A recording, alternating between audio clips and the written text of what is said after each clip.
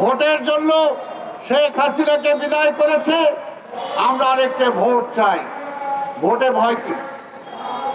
ভোটে ভয় পান কেন?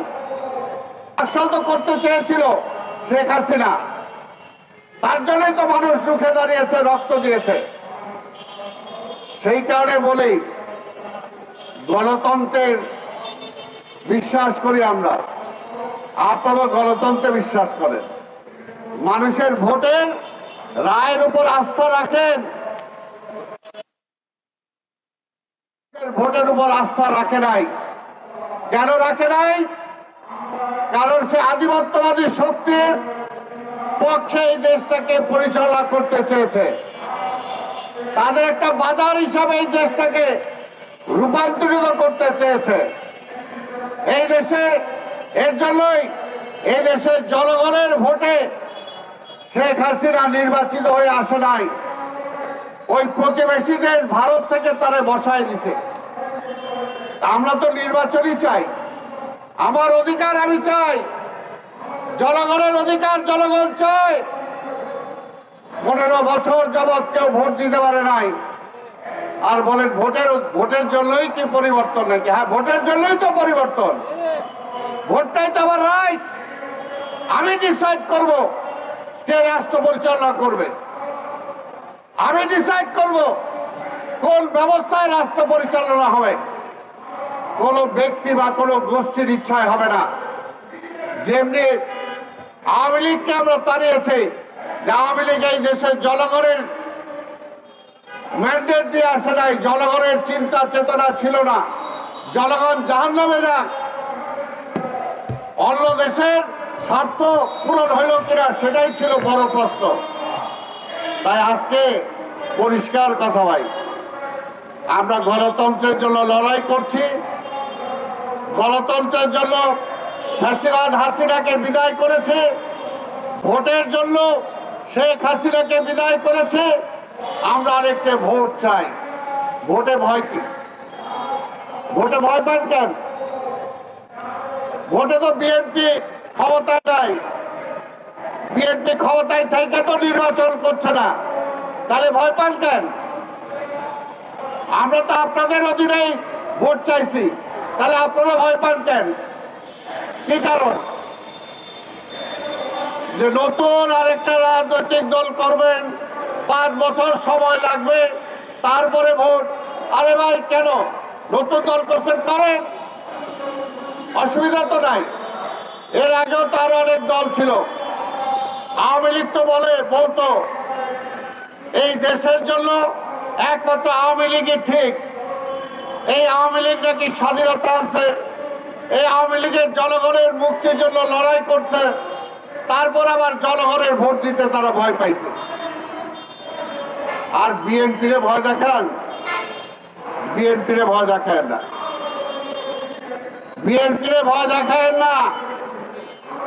হাজারো রক্তের বিনিময়ে আজকের বিএনপি এই পর্যায়ে, অসংখ্য নেতা কর্মীর ঘুমের পরে আজকে বিএনপি এই জায়গায় এসেছে। বিএনপিকে ভয় দেখেন না। আর নির্বাচন, আমরা তো বলছি আমরা তো নির্বাচনই চাই, তাহলে আপনারা ভয় পান কেন? আর নির্বাচনে বিএনপি কখনো ভয় পায় না। যে কারণে 3 মাস 6 মাস 9 মাস আমাদের কিছুই যায় আসে না।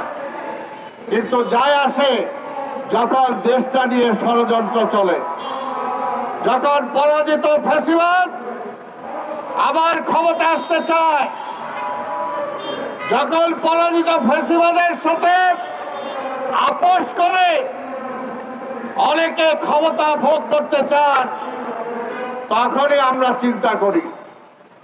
কারণ বিএনপি জন্মই হয়েছে এই দেশের মানুষের স্বার্থে। আওয়ামী লীগ ব্যর্থ হয়েছিল বলেই বিএনপির জন্ম হয়েছে। শেখ মুজিব ব্যর্থ হয়েছিল বলেই জিয়া রহমানের আবির্ভাব ঘটেছিল। তাই বিএনপিকে ভয় দেখায় লাভ নাই। এই দেশের মানুষের হৃদয়ের মধ্যে বিএনপির স্থান। আওয়ামী লীগ বহু চেষ্টা করেছিল বেগম খালেদা জিয়াকে মেরে ফেলে বিএনপিকে ধ্বংস করার জন্য, তারেক রহমানকে মেরে ফেলে বিএনপিকে ধ্বংস করার জন্য ইলিয়াস আলী, চৌধুরী আলম সহ শত শত নেতা কর্মীকে গুম করে দিয়ে, সালাউদ্দিনকে গুম করে প্রতিবেশী ভারতে পাঠিয়ে দিয়ে তারা মনে করেছিল বিএনপিকে ধ্বংস করে দিবে।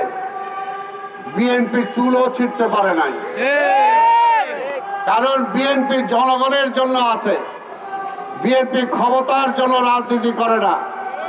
ক্ষমতার জন্য রাজনীতি করলে বেগম খালেদা জিয়া প্রধানমন্ত্রিত্ব ছেড়ে দিতেন না। বিএনপি ক্ষমতার জন্য রাজনীতি করলে এই 5ই আগস্টে অন্যান্য রাজনৈতিক দল বলেছিল বিএনপি সহ জাতীয় সরকার গঠন করার জন্য, কিন্তু বিএনপি বলেছে না, আমরা নিরপেক্ষ সরকারের অধীনেই আমরা নির্বাচন করে ক্ষমতায় যেতে চাই, জনগণের অধিকার জনগণকে ফিরে দিতে চাই, বিনা ভোটে আমরা ক্ষমতায় যেতে চাই না। শেখ হাসিনা স্বরাষ্ট্রমন্ত্রী সহ অনেক মন্ত্রণালয় বেগম খালেদা জিয়াকে বলেছিল নেন যে কয়টা মন্ত্রণালয় চান। বেগম খালেদা জিয়া মন্ত্রণালয় চায় নাই, ন্যায়ও নাই। তাই ভাইর আমার, পরিষ্কার কথা, 3 মাস হোক, 6 মাস হোক, 9 মাস হোক, আমাদের দাবিটা কি ছিল? পরিষ্কার, যে আপনি সংস্কার করতে চান করেন, কি কি সংস্কার করতে চান বলেন। এখন পর্যন্ত সংস্কারের নামগন্ধই নাই। দেন আপনি, পাশাপাশি নির্বাচনও চলুক, পাশাপাশি নির্বাচনের কার্যক্রমও চলুক, পাশাপাশি সংস্কারও চলুক, অসুবিধা কি?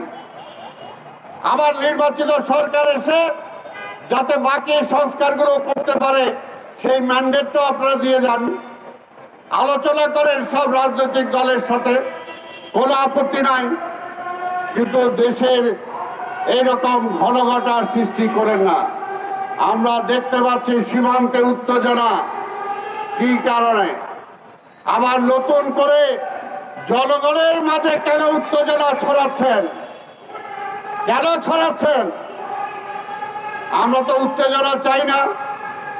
এমনি জিনিসপত্রের দাম কমে নাই, বিদ্যুৎ, পানি, গ্যাসের দাম কমে নাই।